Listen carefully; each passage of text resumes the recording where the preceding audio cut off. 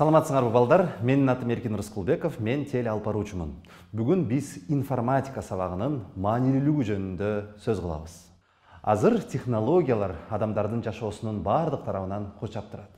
Мисалы, WhatsApp, акылдуу сааттар, муздаткычтар, светофорлор, 3D мультфильмдер жана онлайн оюндар.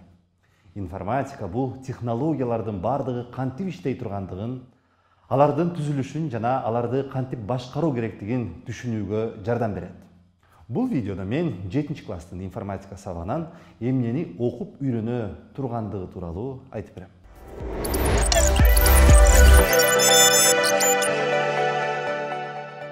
Компьютер колдонуучу тарабынан киргизилген маалымат менен иштейт. Ал маалыматты кабыл алуу, иштетүү, сактоо жана кайра чыгарып берүү менен алектенет. Силер компьютер маалыматты эмне түрүндө сактай тургандыгын билесиңерби? Сандык коддор түрүндө.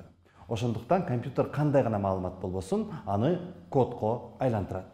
Ал тексттерди, сүрөттөрдү, керек болсо музыканы дагы кодко айлантырат. Ал эми компьютер бир нерсе жасашы үчүн биз ага туура команда беришибиз зарыл. Бардык командалар программалык камсыздоо же кыскартылган таризде ПК деп аталган программага биригет. 7 класста силер системалык программалык камсыздоо, колдонмо программалык камсыздоодон эмнеси менен айырмалана тургандыгын биле аласыңар. Мисалы, сүрөттү иштеп чыгуучу мобилдик тиркеме бул колдонмо программалык камсыздоого кирет. Силер аны оңой эле өчүрүп сала аласыңар, ал силердин телефонуңардын иштешине таасир этпейт. Ал эми системалык программалык камсыздоосуз телефонуңуз иштебей калат. Силер чоңойгондо да кереги тие турган негизги колдонмо программалар бул тексттерди, таблицаларды, эсептерди жана презентацияларды түзүү үчүн пайдалана турган программалар. Силер бул программаларда иштөөнү информатика сабагынан өздөштүрө аласыңар. Эң кызыгы силер программалоону окуп баштаганда башталат. 7 класста силер чыныгы программисттер сыяктуу коддорду жаза баштайсыздар. Программалоону үйрөнүү бул чет тилин үйрөнгөн сыяктуу, бирок бул болгону компьютердин тили болот. Программалоо тилдеринин азыркы учурда эң кеңири тараган түрү бул Python тили. Көптөр аны жөн гана Python деп атап коюшат. Аны үйрөнүү жеңил болгондуктан дүйнө жүзүндөгү балдар алгачкы программаларын дал ушул Pythonда жазып башташат. Ошондой эле бул тилде белгилүү YouTube, Google, Instagram сыяктуу сервистери жазылган. Силер алгачкы программаларыңарды так ушул тилде жазып баштайсыңар жана компьютер аларды кантип аткарып жаткандыгын көрө аласыздар.